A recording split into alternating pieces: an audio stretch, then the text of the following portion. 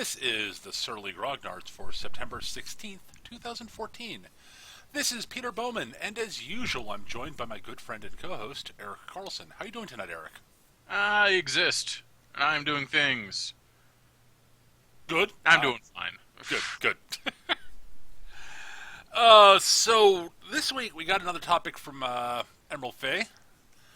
The suggestion was that they wanted us to talk about combining campaigns. Let me get the specific wording on this so that we don't sound like complete idiots, or more so than usual. Combining campaigns. Another thing I've been prodding at with a friend of mine is combining two campaigns which take place in the same world. Things in one campaign might end up having an effect on the other. Characters from one might meet another. It gives lots of possibilities for interesting interactions and opens up the ever-dangerous route of the crossover sections. Bum bum bum. Yeah. I've never actually done this, though I personally have run multiple campaigns in the same setting, and that in theory could have overlap, but I've never actually done it. Yeah, same here. There's been the occasional, hinted thing in games I've played, but it's never actually happened. Yeah, I mean, I have on multiple occasions referenced characters in other campaigns, or used PCs in one campaign as NPCs in another. I've done that multiple times over the years. Yeah, like dropping, several times I've played in or even ran games where that reference events that happen in games set in the same setting. That had it ended, or have characters from that old campaign crop up as contacts or plot points. Right. But I've never actually done the whole linked campaign thing, although I thought it was kind of cool. It's an interesting idea, and you can do lots of really interesting things with it. You can also have bizarre weirdness happen, or unintended hilarity. There's a classic gaming story from way back, which I will recount. Ah, yes. Because it is fucking hilarious. There was a pair of D&D campaigns. This one Dungeon Master. This is back in the way old days, second edition, I think, maybe even first. I'm not positive. Thousands of years ago, when dinosaurs roamed the earth. Right. Or enslaved to their ape overlords. Right. It was some form of Advanced Dungeons and Dragons, so first or second edition. Quite probably first. No, it was first. Now I'm thinking about it. It had to have been first. So the Game Master was running a campaign where there were two adventuring parties. He was running at sort of different times in the same campaign world, and both parties were aware of each other. And their characters in each party hated the other characters in the other party, and they wanted to basically, screw with them, do them in, what have you. So we'll call them Party A and Party B. Party A came up with a scheme to basically get back at Party B for some slight. We don't know what the details of that are. So they decided to concoct rumors of a fake magical artifact that they could use to wreak havoc on the other party, because they figured the other party would fall for this trick. Now, there's a famous series of artifacts in Dungeons and Dragons, referred to as the hand Insert body part of Vecna. Specifically, the hand and eye of Vecna. That sounded really dirty now that I think about what I just said. Yes, it did. If you go that direction. And Vecna. So, anyways, Vecna was a very powerful necromancer who became a lich, and when he died, basically it was found that his hand and eye possessed immense magical powers, and that if you chopped off your hand or removed your eye, you could graft the Vecna's hand and eye into your body to gain immense access to these immense powers. Of course, little known fact was that eventually, they're powerful artifacts and they warp you and such, and eventually Vecna would take over, blah, blah, blah, blah, blah, blah. But immense power! But yeah, no, well, they didn't decide to go with the hand or eye of Vecna, because, why do that when we can do something even funnier? So they basically concocted the idea of the head of Vecna. So what they did is they basically found some old mummy, basically, and took its head and removed an eye and proceeded to, set up a little fake dungeon for it, surrounded by traps and stuff. And then they hired bards to spread rumors of the tales of this immensely powerful artifact at the head of Vecna, so the other party could hear about it. Now, this all happened when the party's druid wasn't there for the session. He was new to the group. They were okay with scheming up because they weren't sure how much they trusted him and such, because he's new to the group. They weren't sure how much he hated the other group and such, and so on. So he came back next session, and the game master was talking about how, the bards were spending his tales because little flavor things the players would know about that. He might have been late. The bard may have been late. The druid may have been late to session. Whatever. These fairly high power parties, by the way. So druid hears about this. He's like, "Ooh, I know. If I go recover this powerful artifact, I can prove myself to the rest of the guys." So he goes off and searches the head of Vecna on his own, and he eventually finds the dungeon because it's not very well hidden. Because duh. Goes in and is nearly killed by the least lethal traps known to man. Because he rolled apocalyptically badly on his saving throws and such. But he recovers the, quote, head of Vecna. And he absconds with it back to his sacred druid grove. Now, the game master's thinking, well, this is no real problem. I mean, honestly, and the rest of the group is thinking the same thing. There's no way he can cut his own head off to put the head on. Of course, at which point he takes advantage of one of the druid's abilities to summon an animal companion, in which he summons a carnivorous ape, which are big, strong apes that are very intelligent. And he hands the ape his scimitar and tells the ape to cut his head off and put the new head on. The ape, who's bound to follow his orders, does so, and the druid is dead. At which point the party busts out laughter. They eventually find the druid, resurrect him, and fill him in on the plan, which he loves, and he feels so much chagrin, but he thinks it's all hilarious. The party then also notices that they removed the wrong eye from the head, so they correct that issue. Reset everything, and wait for hilarity to ensue. Now, in the other campaign, the tales of the head of Vecna have been spreading, so the other party eventually decides, you know what? The head of Vecna, that'll be the perfect tool to take down our enemies. Party A. So Party B goes out in search of the head of Vecna, and they eventually find it and recover it, and bring it back. And then start arguing about who's going to cut their head off to put the head of Vecna on. Like, they almost come to in-character blows. Like, they're, starting to fight over it. But they eventually, cooler heads prevail, and they decide, okay, well, we should use the wizard, because duh, right? Right. So they cut the wizard's head off, and start arguing a bit about what to do with the head. But they actually say, wait, no, we had a plan, we'll do the wizard. Because they figured, well, we got the wizard out of the way. Well, if since the wizard's out of the way now, why not me? Blah, blah, blah, blah, blah. But so they put the head on. Folks. So they get the wizard's body, put the head on, and it falls right off because, duh. It's just a head.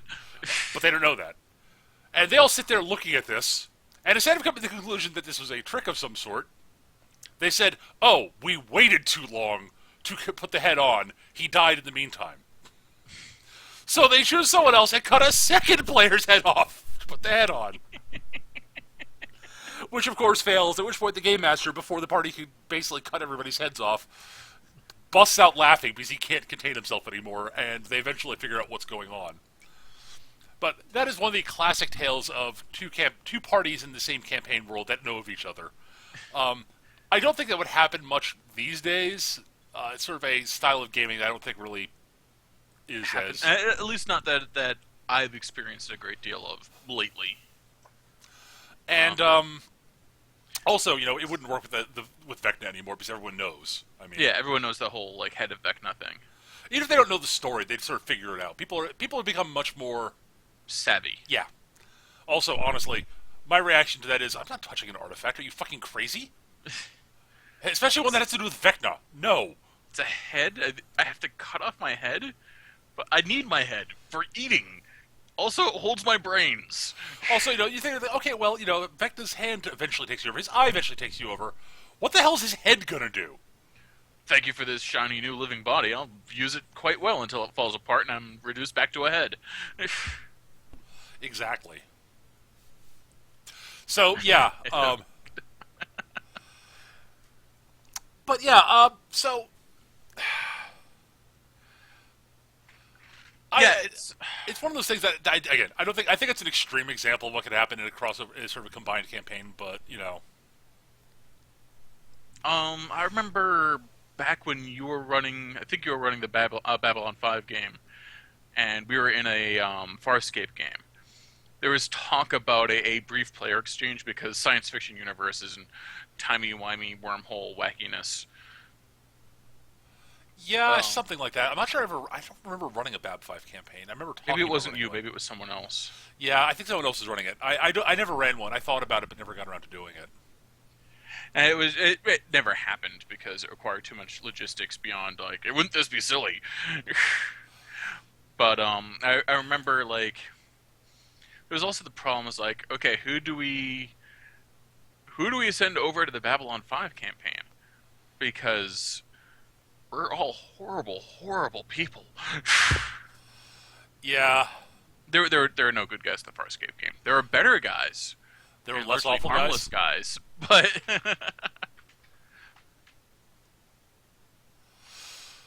Yeah, but yeah, it's something I've always like something I've always like sort of been interested in the whole like multi-party campaign, yeah. and it's just the logistics involved are just running a game is tough for me. Like doing two and interlinking them is just yeah, it, it's Honestly, beyond my capability at the the moment. logistics of getting the players together or swapping them around that's the daunting part, the biggest daunting part. I mean, I've Yes, run multiple campaigns simultaneously. I do it all the time because I'm insane. yeah, you're a madman. You're like some sort of weird game master mutant. Apparently, I don't know. I'm down to running 2.5. Yeah, yeah, 2.5 at the moment. I'm going to need a break after this story arc resolves. I Though. understand. Yeah, believe me, I understand. But yeah, I've thought about again. I've thought about doing it a few times, but it's just never really worked out. Um, It's. I've always thought it was just a. One of the things I'd really like to see done for it is you have the two parties and it's in the same world, but you don't tell the players it's in the same world, and they're regularly being hired or working for or manipulated by opposing sides. So one side is constantly undoing the work of the other, right. and just the hilarity that will ensue from all of that. I've always thought that would be really cool. Yeah, absolutely. I mean, for a little while, I actually, with the Iron Kingdom games I've been running, I did have a little bit of overlap in the plot lines, though they two campaigns have diverged heavily at this point. Yeah. Well, one is Team Killamajig, the other is Team Skill Monkeys. So Largely, yeah.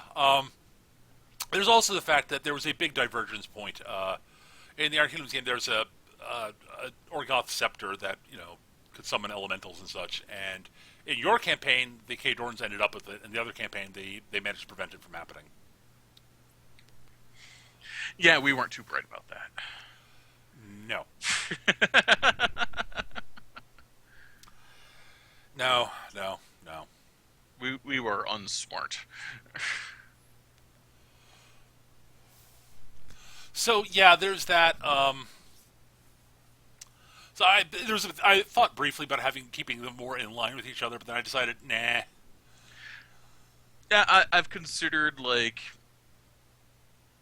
mentioning the Saturday game in the Tuesday game, but difference in power scales simply because of the Saturday game isn't doesn't have the XP, Right. and the general difference in tone, significant difference in tone. Yeah, that's a big difference. I mean, honestly, like in theory, the two campaigns could overlap. Right. Fairly easily, honestly, Yeah. outside of the power levels thing. It's just that the parties wouldn't interact well. Let's just put it that way. Yeah. Um, They would come to blows. Let's make no bones about it. well, honestly, Smith and Bendock and R10 wouldn't be that bad with Ross as regulars Yeah. for the most part. Although Smith would find Rostov exasperating. uh, for obvious reasons. I think Rook would find Bendock irritating. Yeah, probably.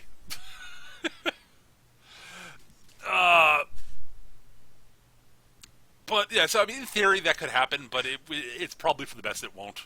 Yeah, it's for the best. Although I do kind of want to see.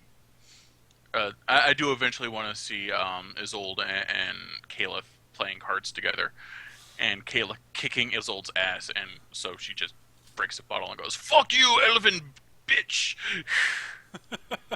And a knife fight breaks out because Isolde's drunk all the time anyway. Yes, she is. Yeah, it'd be interesting. There are a lot of interesting little quirks about how like if they were equal power level, like equal experience levels. Yeah, If a fight did break out between the two parties, it'd be interesting. Um,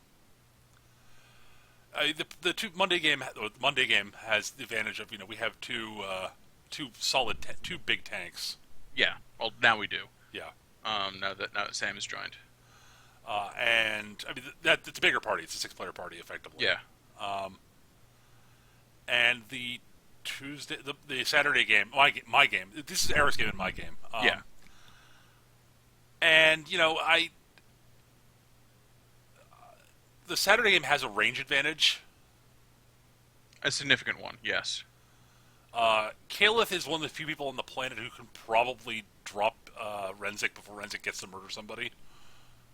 Yes, I actually have pretty. I would expect Renzik to end up quite dead. Yeah, between Simply Caliph, because, wait a minute, that's a gobbler without any weapons charging right at us. We've heard rumors about him. Make him dead. yeah, and between Rosov and Caliph, Yeah. yeep. I don't think Rook could take Bendok, honestly.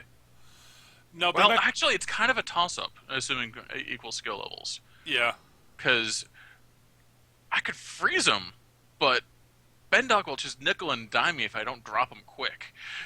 well, it's a case of basically if you can lock him down, Yeah, then that frees up someone else to finish him off. yeah. Like the Jack. Yeah. The Jack's dead. The Jack's dead so fast. Oh god, yeah, they'd wipe that out fast. Look at his scrap in the first 2 turns. Yep. If that. But yeah, that's it's one of those things that will never happen. Faye actually asked how 2 campaigns run by 2 different game masters coordinate without lighten the load. Musically, we were just discussing this. Effectively, we are, and it would lighten the load to some degree, a large degree actually. The biggest problem isn't so much the workload in the game master for running 2 games. It's more literally the biggest problem, honestly, is the actual logistics of it. Yeah. And getting to the players of 2 groups together at the same time. And if they're operating at the same, if they're literally both groups are operating at the same time, you now have a large group of players all talking. Yeah. Which is a problem. And even if it's just like I suggested, one group does something, the other group does another thing, and the implications cross both campaigns, and they never actually interact with one another. It's still a lot of talking between game masters. Right. And I mean, honestly, I personally have learned from experience. I suck at collaboration. Right. Like I'm not good at it. Right. No, honestly, if you wanted to steal plot elements from my game and drop it in the Tuesday game, that would be awesome. Yeah, and I've seriously thought about it. In fact, I was going to do it with this one, and then I thought, you know what's awesome and I haven't done anything with? Infernalists. Right. And who knows? It might come. Honestly, if Kumanov showed up with his elemental summoning rod at some point in Arcade, Yeah. that would be fucking hilarious. It's like, wait, what? No. I'm doing much more of the Eldritch horror version Right. of Infernalists, honestly. Right. Like, yeah. Well, Kumanov's not an infernalist. I mean, No, he's not. He just has a stick that does it. Mm-hmm. Does it for him. Yep. He doesn't actually trade in souls or make deals. Nope. He is far too smart for that. Peter, ultimate power. He That's all doesn't- I had to pick nothing. He does not want ultimate power. He will not consume an energy field larger than his head. He is not a moron. Oh god. But yeah, So I mean, in theory, that could happen. But I mean, again, it's one of those things that you have to have. They also have to be the right groups to do the crossover stuff. You know, if you're going Yeah. to do crossover stuff, I really do like the idea of you have to. The game masters do have to be able to collaborate together. I mean, Eric says he's not very good at collaborating. That's perfectly reasonable. Yeah, I'm actually decent at it, but it's one of the few times my ego rears its ugly head, honestly. right. I'm usually pretty good at reining such things in, but when it comes to collaboration, it goes full on crazy diva mode. No, your vision is dumb. We're going with my vision. I learned this in art school. Right.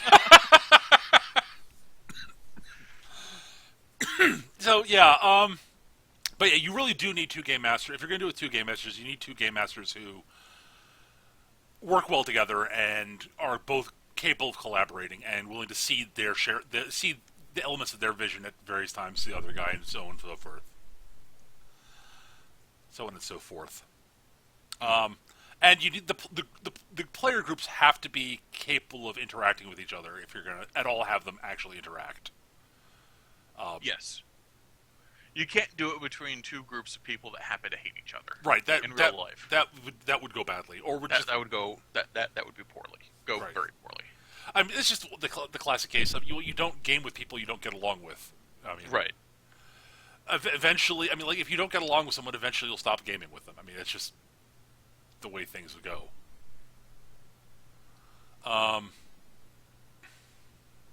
Yeah. And I get along with lots of people, but like there are people in both the Monday and the Saturday game that I would not want to be in the same room when they met. Yeah, I'd say it's probably accurate. Yeah. So yeah, So yeah, that would be the other big crimp in doing that as a crossover. But Well, like I said, if I were to do it, it would be like neither the twain should meet. It would No. just be like one side undoing the progress of the other side and weirdness and whatnot like that. it's not even Disconnections and the like. yeah. Honestly, it's not even like that. I honestly would think just like having like plot elements from one show up in the other and such Right. would probably honestly that is probably the best style of that. In my opinion, just sort of the idea of basically the plot threads don't necessarily actually like they don't have to directly connect, but like as long as like the plot sort of there's like you see elements from each of the games in each of them. I think that'd Right. be interesting. That is interesting. But yeah, the parties probably shouldn't actually meet. Let's leave it to the players. Like I guess you could sort of, kind of have like NPC versions of each other show up occasionally. Yeah. And or the other characters from the other game with the serial numbers filed off. Well, yeah, that I've done multiple times in multiple games also. But yeah, like for example, like if I were to do another storyline involving Grey Lords, the Monday crew already has a Grey Lord that has a grudge against them. Right. So there might be like the one from Saturday whose name completely escapes me, might be working with him briefly. So either Kumanov or Malenkov. Yeah. But Grigorovich, was he the one from that Tyrannion that survived? I don't remember. Yeah, I think it was Grigorovich. That Yeah, sounds right. Grigorovich would be the one with the hate on for them. Yes, I could totally see him basically going, okay, well, I'm going to. Well, I know some other Grey Lords who might be of use. Malkovich, give me your stick. What? Just give me the stick. Kumanov's like, what are you going to do with it? I'm gonna do things, terrible, terrible things. But it's for the good of the motherland. Well, all right, but I want it back. Yeah, sure, whatever. Don't lose it. I will not lose it. Don't get killed with it. I make no promises. God damn it. Grigorovich was actually this Arcanist spy out of that crew. So he was the one that actually knew what was the hell was going on. He was the one with all the connections. Right. So he actually has. I should not be telling you this. Oh, whatever. Yeah. Yeah. But yeah, the idea is he was the one that like had the connections and was doing most of the deduction and had the and blah words was the one who got word what you guys are actually doing, because you guys never found out what you were doing, and determined that you needed to be stopped. So, and you killed his two friends, and now he's very upset with you. Well, Luckily, he's too busy dealing with shit in Lael right now. Hey, we're nowhere near there. Yeah. You're on the other side of the continent at the moment. Yeah. Also, I can see Malenkov driving the Monday party nuts. Yeah. What was this whole you can't get me? Nope. Sucker. Nope. Screw you. Also, his penchant for disposable troops. Yeah. Just out there, get in the way, guys. God damn it! You ran through all my disposable troops. I will summon war with the stick. Oh god, that'd be infuriating. If he had that, that'd be really awful. Imagine him with Earth Elementals to take hits for him. Yeah. Holy crap, that would piss Chris off to no end. Well, Sucker doesn't work against melee attacks. That would still piss Chris off to no end. Yeah. Like, I'm getting close to finally! Earth Elementals! What? Why are they in my way? Chris gets annoyed enough with reach weapons, honestly. I know. Darthvolt mentions, what about those two, when the two groups have members who occasionally jump between both groups? That gets interesting. That is something of a barrier. I've heard about a Shadowrun game where that happened, honestly. Or a couple Shadowrun games. If it's the same character jumping between the two groups, that gets weird. But that can work. It works in something like Shadowrun or like a superheroes game where like people dropping in and out of the storyline is to be expected. Honestly, the big crossover thing would work best in a superhero game. Yeah. Especially as you can have the parties like interact with their heroes, but this first time heroes remaining. So of course there's going to be a fight between them. Because that's how these things work. Right. And then they realize that, oh wait, they're not the bad guys. That's the real bad guy. We should team up and take him on. Because this is how crossover events work in comic books. Yes. And honestly, if multiple campaigns were running the same, if I was like running multiple games in the Star City universe, I definitely would have stuff like from various the other campaigns showing up in the other one and such, and back and forth. Yeah.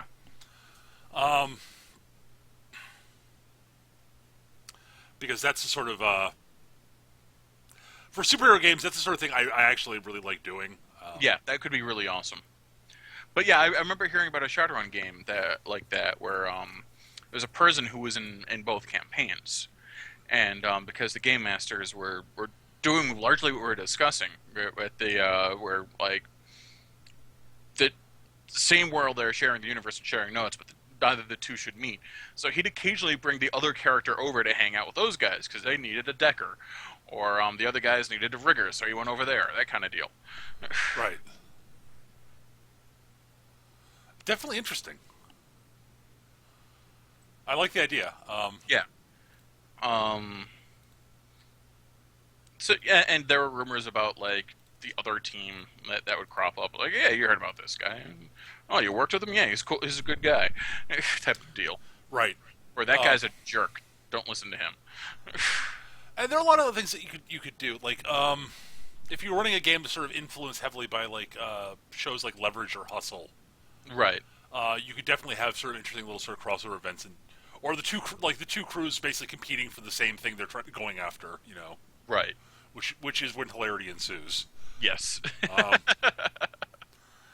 And there are a lot of sort of two Leverage games where they'd start counter flashbacking one another. Yes. Would be unbelievably hilarious. With the right players, the laughing would not stop for about an hour, probably. Yeah, probably. You can't take that personally when the people start counter flashbacking you. You have to just laugh at that.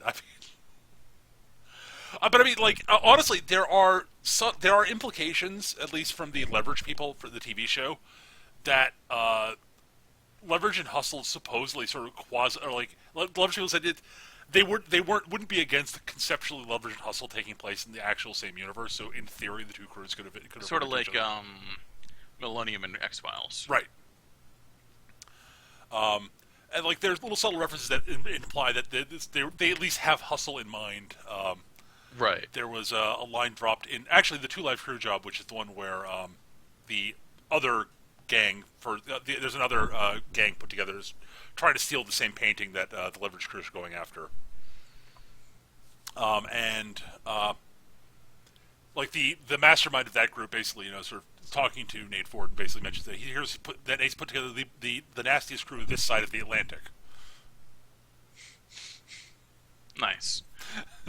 Which is people it could mean anything, but it's like that really could be referring to Mickey Brick's crew. Yeah.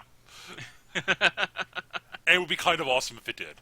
It would be really kind of awesome if it did. So yeah, I definitely think so. Honestly, Eric, what I gotta ask this: what sort of genres do you think it would work best in outside of superheroes, where it definitively works? Crime. Honestly, Yeah. crime is, crime is a great place to do that because this includes like Cyberpunk 2020, Shadowrun, any of the modern games where you're centered around the idea of running basically a gang or an organized crime thing or like a group of thieves, that kind of deal. Right. Like that kind of stuff, like particularly with the two countering one another, that's gold there. I could see that really working well. Yep. Actually, I just thought of I just thought of an actual game I ran where effectively I did have the multiple groups interacting with each other, effectively thing, but it's a little bit different, a little bit weird. Okay. What it was I ran a lot of feng shui a while back. I went through a phase where I ran a bunch of different feng shui games over time, and I rebooted them a couple of times. Like I basically same group we do a slightly different feng shui game with different settings. Like the group I played, one of the groups I played with, we so we did like a normal sort of introductory feng shui campaign set in contemporary Hong Kong to start off with, and that went on for a while. Eventually, we got tired of that. Did something. Someone else ran a game for a while. Then I ran another feng shui game, which was set in 1850s China, where the players were all Chinese, and they were doing stuff, and it was sort of more kung fu theater sort of styled game. And then I ran another, and some of the players in that game were in the first feng shui game I ran, which just ended after a while. And eventually I came up with a notion, which I basically thought, all these three of these campaigns all sort of definitely could overlap easily. So what I did is I basically had a massive critical shift happen, where the Fire King basically won. He basically managed to create a critical shift where he could take over. And then basically the players from all these groups, and most of the players the player is the same campaign, the same.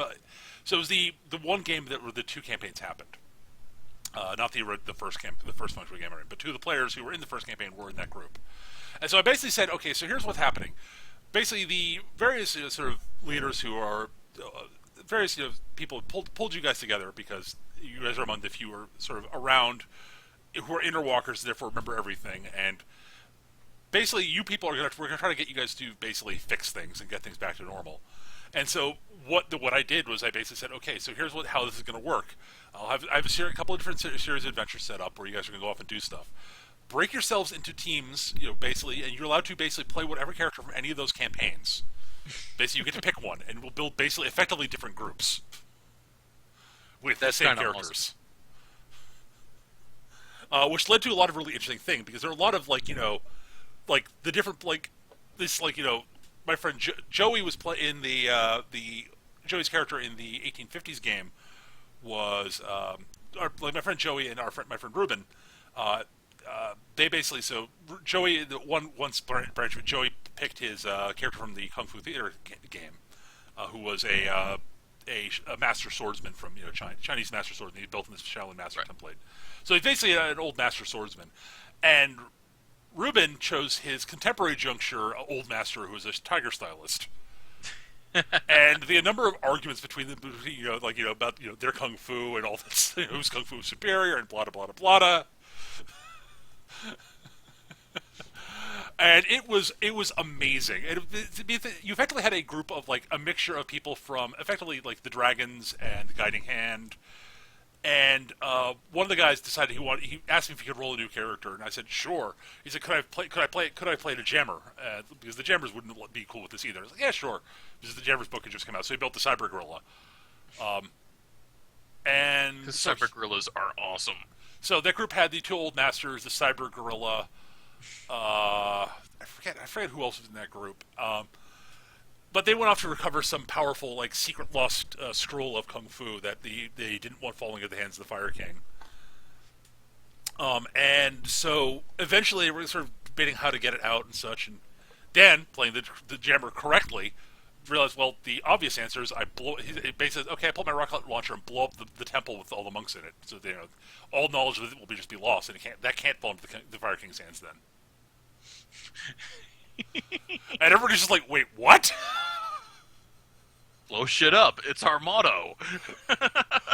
Yeah, Dan actually felt kind of bad about that. Because he just felt like, he's like, I don't actually like this character. I don't actually like being him. Because I was like, because he was playing him very well, but it's Right. like, I'm not enjoying this. I don't like being this sociopathic. And it's like, okay, fine. We can switch characters up for you. That's not a big deal. I think they managed to get a bunch of the monks out alive because Dan didn't actually completely detonate the place. He just started blowing it up, and they're like, fuck. I think there was like a fight going on at the time, and he's like, well, screw it. Rather than letting it fall into the Fire King's hands, I'm just going to blow everything up. And they were like, oh, wait, what? And like, Ruben's old master managed. Ruben's old master managed to recover the scroll, and then everyone else got a few of the monks out, and they took them off to safety somewhere. But Right.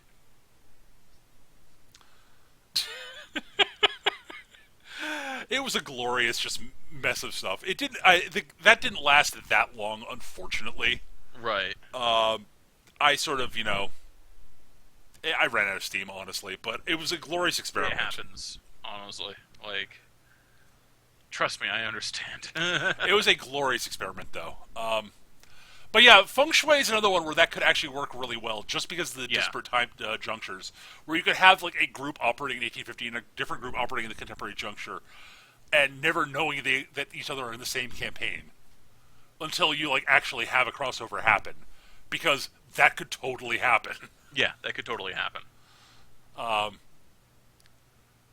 Time travel and dimension hopping can open up all sorts of weird shit too. I mean, like honestly, you could have like players from like a sci-fi campaign due to dimension hopping end up in a D&D game.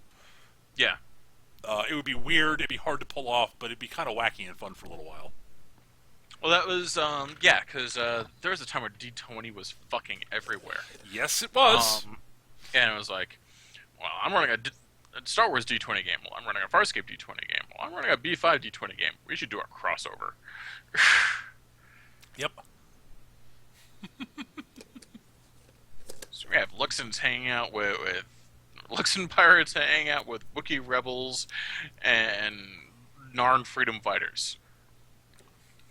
All of which complaining about who has it hardest.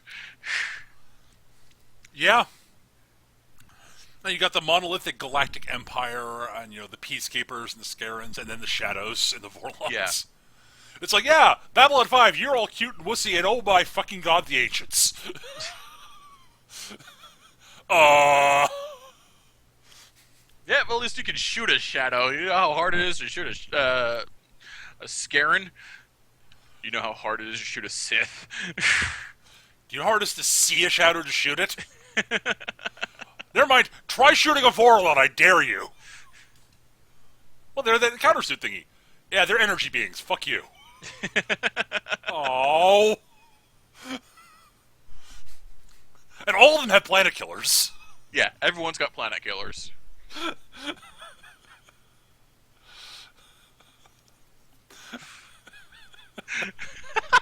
just suddenly have this image of like a Scaran wormhole weapon a Death Star, and one of the Vorlon planet killers all staring at each other.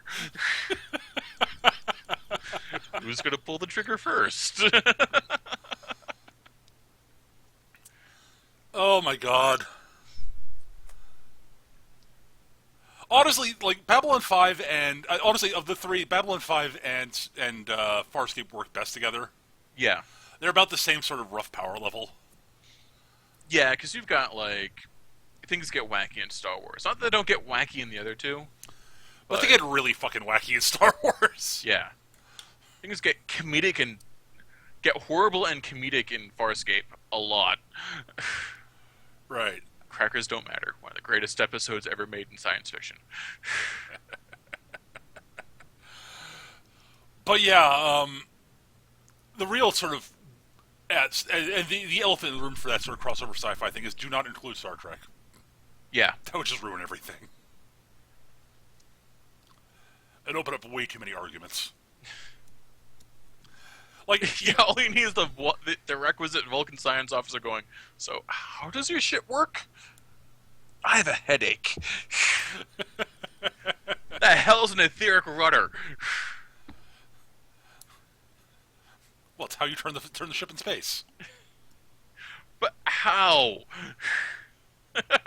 It works brilliantly. See, I do this and it banks.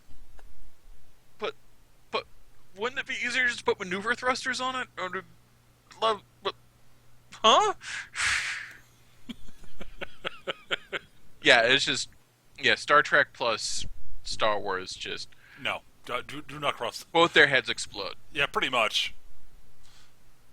What? Do you, Like- wait.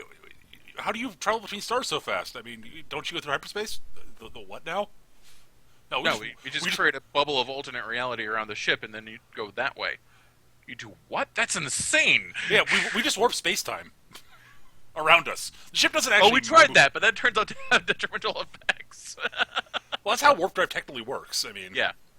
Oh, that's right. Yeah. they move. They basically you move. The ship doesn't really move. Space does. Yes. So one of those. Wait, what? But what? Oh God.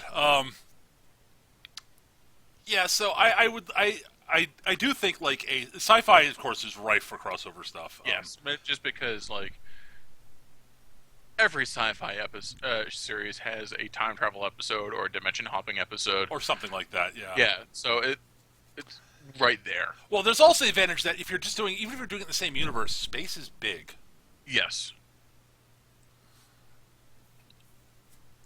And that just means there's lots of room for the players to just operate on their own Yeah. and do their stuff. Like honestly, like if like in the hegemony campaign universe I have. Yeah. Honestly, I could drop like 5 parties in there, and they would all. There's good chance they would never meet. Yeah. It's true. It's a big fucking galaxy. And would have entirely different species, honestly. Oh yeah, absolutely. Like, assuming the hegemony as the as baseline for species. Okay, humans, Fruz, Noodleoids, and there was another one. Oh well, no, there are lots of them. You guys didn't Yeah. see all of them. Yeah, we didn't see all of them. It's And the Fasani. the Fasani. Yeah. I mean, Those are the big ones that I remember showing up a lot from the hegemony. No, I pulled a bunch of stuff. I used a bunch of stuff from the Garps Aliens book. So, like, technically, the Right. Anfar are available, the Arari are available, the Tamil are available. The Valkyrie are available. The who? You can't see me doing a thumbs up and a shit-eating grin. The Valkyrie, the sapient disease or parasite. Oh, right, yeah, no. Not as a player character. But yeah, it's there's a lot. I mean, basically the whole point behind the Gemini is there are a boatload of alien races, of non-human races in it. Right. Humanity just happens to be the sort of the big power on the block, just because they've been out They in breed space. like rabbits. Well, it's not even that. It's just they've been around. They've been out. The whole point is it's the hegemony is an ancient, a really old galactic power that was founded by humanity. It's the Terran hegemony, Right. and so humanity's been in space for like 1,000 years at this point. And hegemony is slowly creaking under its own weight and falling apart. As empires are wont to do. But they're still an immense power, and Right. so their rivals poke them every now and then. They're like, okay, we can take little bits away from them. They don't really react. But if we try to think big, they'll just concentrate their navy and smush us. For people listening, the mentioned races, the Noodleoids are basically walking newts. That's how we decided on their name. Right. They're bipedal, super intelligent newts. The Fasani are space Skaven, but with an entirely different mentality. They're basically humanoid rats. Yeah. Anthropomorphic rats, effectively. They're unlike Skaven. They're gregarious, charming, likable.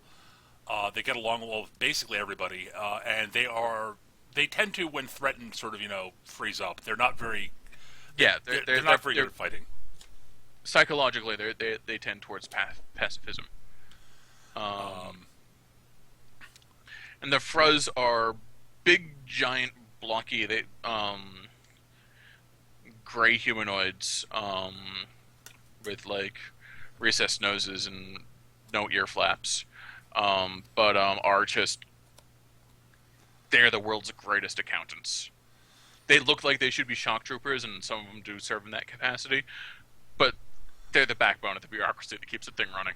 Yeah, they are conservative by nature. They're conservative. They're very big on. They dislike change in general. Yep. They're very big on order and compartmentalization and that sort of thing, and making sure everything is in its place, which makes them excellent bureaucrats. They're a big part of the hegemony's bureaucracy. They're a significant part of the police forces. Right. Oh my God, it's the Fruz. In its place. Yeah. Jesus, that was how I Fruz. came up with the name. Right. I was thinking up their psychological profile and decided that they tend towards.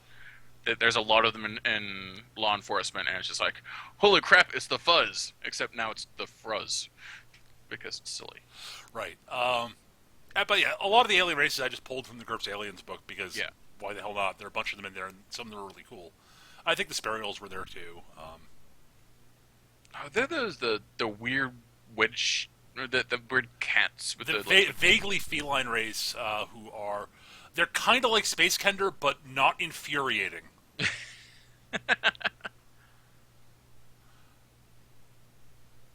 But yeah, effectively that was two different campaigns. That space game with the same party.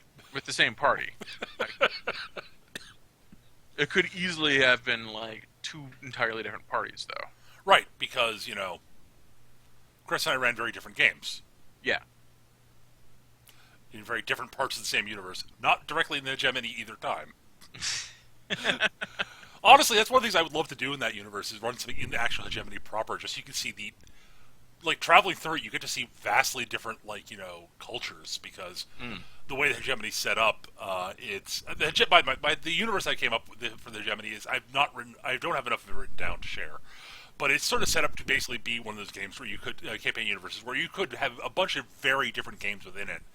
Just because the hegemony itself is made up of it's basically the hegemony is a bunch of it's basically broken up in a bunch of sectors, and each sector has a representative on the hegemony council. But they can basically, as long as they follow the basic hegemony rules, whatever government they want for that sector, they can have. It could be a feudal monarchy, it could be an oligarchy, it could be representative democracy, what have you. The hegemony itself doesn't care what government this sector has, as long as they pay their taxes and don't break certain laws. Yeah. A story campaign that I always thought would be cool that no one's ever done is a Star Wars military campaign, except you're on the side of the Empire. You're stormtroopers, is what you are. It could work. You're playing a squad of stormtroopers, and you're fighting the good fight because you honestly believe in the Empire, and then you start seeing the shit that you have to do. And do the players just look the other way and keep doing their jobs? Do they rebel? Do they join the rebellion? Do they start doing their own thing? What happens? Yeah, it would probably work better if they weren't stormtroopers, but Stormtroopers are cool, and the armor looks neat. Yeah, but you'd have to basically ignore a significant chunk of the actual official universe at that point because they're all clones. Yeah, fuck that. Honestly, I agree fuck completely. that. I agree completely. Stormtroopers was so much more interesting when they were just when they were just Imperial citizens. I honestly at this point they probably are. They should Yeah, be at least, but a lot of people will tell you otherwise. a lot of people are idiots.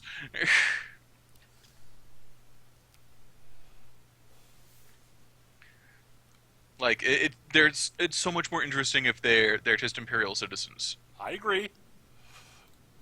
You don't get any argument from me. But yeah, Star Wars is another universe where you could have a large amount of different types of games in it if you really want to. Yeah, because again, the galaxy is big. Yeah, that's the big thing. That's the reason sci-fi works well for this sort of thing because Yeah, space is big. Um, uh, and I mean, you could do it in any given fantasy world too. I mean, but yeah. I do like the implication of what one party does influences the other and vice versa. absolutely, I think that's definitely a really cool thing to do. I think if you're going to do the whole like linked campaigns things, but not actually have them meet up, I think that's kind of a prerequisite. At So some otherwise, at that point, you're just running two different games in the right. same universe. I would say definitely it's not something you necessarily want to have happen all the time, but it's something that should happen from time to time. I agree. Yeah. Even if it's like later, like you're planning to have that happen later down the line.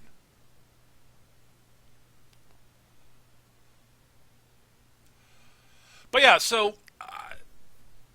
I got to ask you this though: beyond the sort of logistical element of it and the sort of problems with, I guess, with collaboration. I mean, what other sort of challenges do you see in doing this sort of thing? Making sure the players are on board and they're not Yeah, just out to bone the other's team. I mean I mean, that could be fun, but not everyone's up for competitive role playing. I mean, if you go into it ahead of time, telling them that that's what you're doing, that could be the player, and the Yeah. players are on board. You can do something like that in Paranoia, honestly. Yes. Yes, actually, that could be really fun. I thought you'd like that. Especially because they're both taking orders from the computer. The computer's just insane. Uh huh. It's a great idea. I hadn't thought of that. Especially seeing as who cares if you killed off the entire party? They've got clones. Right. But I mean, that's the thing is you don't have the computer giving them particularly conflicting orders. Just because of the nature of Paranoia, they're gonna be at odds with each other. Yes. I mean, the party's at outs with each Uh other. huh. Much less the other party. Suddenly the party's not trying to kill each other, they're trying to kill the other guys. That's the 'Cause they're best. clearly the commie mutant, Right. something or others. Common mutant scum. Yes. Oh hell! I mean, they can even start siding with people in the other party to take advantage of the people in their party and such. Hilarity ensues. Wow. Uh-huh. That sounds like a lot of fun. I thought you'd find that amusing. But yeah, you definitely have to have the players sort of. You definitely if you're unless you basically have them on board, you really can't have them be sort of directly in conflict because Right. that will lead to that like at least not totally antagonistic with each other. Or if they are, that has to be the point of the game. Right. And the Um, players have to be sort of on board with that. Yeah, and I could see problems with tone also. Yeah, absolutely. As one party will make one group that's functions and is tonally just entirely different from the other group. And while that lends to fun variety, like if you got one team that's constantly like delving into horrors and things that what should not be named and like and whatnot, you have another one constantly doing like wacky pirate hijinks. It's a significant change in tone. Right. I agree. That's honestly, and back to the sort of talk about our two Iron Kingdoms games. That's the biggest problem between the two, like combining the two. Yeah, They're very different tonally. yeah. I tend to I've been tending to go much more towards the horror and you guys not knowing exactly what's going on. Um, Well, I mean, the Saturday game doesn't know everything that's going on either, but right, I'm telling you what people are telling you is going on. right. But that's not necessarily what's actually going on. Yeah, but when Infernals show up in your games, they're elementals. When Infernals show up in my game, they're pallid, shuddering monstrosities that your eyes just don't want to lock onto. uh, Well, I threw basic elementals at you. I mean, I yeah, wasn't you threw like, basic elementals. I haven't gotten to the really weird shit yet. I live for the weird shit. I know you do, and I might use it at some point, but I just haven't decided not to do it yet.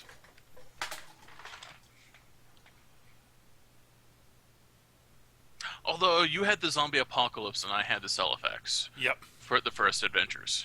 yep. I did start things off a little bit dark. Yeah. It's like, wait, what? I do like the characters in the Monday game, while everyone else has figured out that they're Cephalax, and the characters haven't. Well, the players all have, but we're like, there's no way our characters would know. Yeah. It's like, clearly they're a Cirrus cultist. No, it was Crix.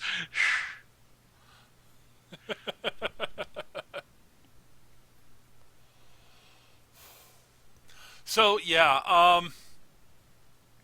but sort of to sort of bring things to a wrap up, because we're about that time, honestly. Um, the idea of doing crossover campaigns and things in the same universe, we both love the idea. Yeah. And there are It's challenges. just too much work. It's just a lot of work. I if I was to do it, I'd probably do it in a superhero game, honestly. Yeah. But I don't have time for that right now. I don't have energy for. I don't have the. I only have so much game mastering energy. Yeah. And so yeah. So it honestly even with like two game masters, it's a load of work, and because collaborating is work, honestly. Yeah, it really is. And yeah, so yeah, there's always gonna be challenges between conflicting visions. Just getting on the same page. Yeah. Is sometimes hard, and if you want to do a crossover, getting the players together for it's always tricky too. And the just the different what's the word I'm looking for? The different ways rules might be enforced in the two different games. Yeah, there's that also. So that when the crossover does show up, it's like, well, it works that way in our game. Well, it doesn't work that way in our game. So, like, even if the game masters are really diligent, shit's gonna, by the nature of how these games work, shit's still gonna crop up that you guys haven't exchanged notes about. Right. Because it's just the way it happens. The players will find one thing that works differently in both campaigns. Exactly. So yeah, it's tough. I think it's a great idea. It's one of those things I love seeing people trying to do, and at some point I'll probably try to do it again. Yeah, but I'm totally in favor of anyone trying it out. Like I said, my ego tends to get in the way. It's one of the few times it does. Right. So I think that's going to do it for this week, though. I hope you all had fun watching listening to the show, or watching it, what have you. I hope you got something useful out of it. Lord knows I can't imagine what it was. But I hope you had fun anyways. Yes. So we record the shows every Tuesday night. Actually, Monday night. No, Tuesday night. It's Tuesday. Yes, Tuesday. It's Tuesday now. I had it Doing right the Tuesdays first now. time, God damn it. We do it every Tuesday night here on twitch.tv/MechaGM at 7 p.m. Eastern. We also try to save time at the end of each show for viewer questions. We didn't have any this week, so we didn't save time for it. But if you do have questions, Or rather, we answer them as they came up. well, we answered the ones in the chat as they came up, yeah. But we didn't get any. But if you do have questions you'd like us to answer on the show, feel free to email them to us. Our email address is surlygrognards@yahoo.com. surlygrognards@yahoo.com. If you've got, or you can post them on our forums, which you can find at mechagm.forumer.com. Additionally, if you want to get in touch with us with show topic suggestions, we love those. Love them, love them, love them. We really love those. Or if you've got feedback for us, ways we can make the show better. We love getting constructive criticism too. You can send it to us in either of those places as well. I do tweet out when the show is going to be going live. You can keep an eye on my Twitter. My Twitter handle is @MechaGM. So keep an eye on that for knowing when we might have to delay the show, skip a week, or change the day we're recording again, because Lord knows that'll probably happen at some point. But other than that, guys, thanks for watching. I hope you all had fun, and we'll see you guys soon. Take care and keep on gaming, guys. Bye, humans.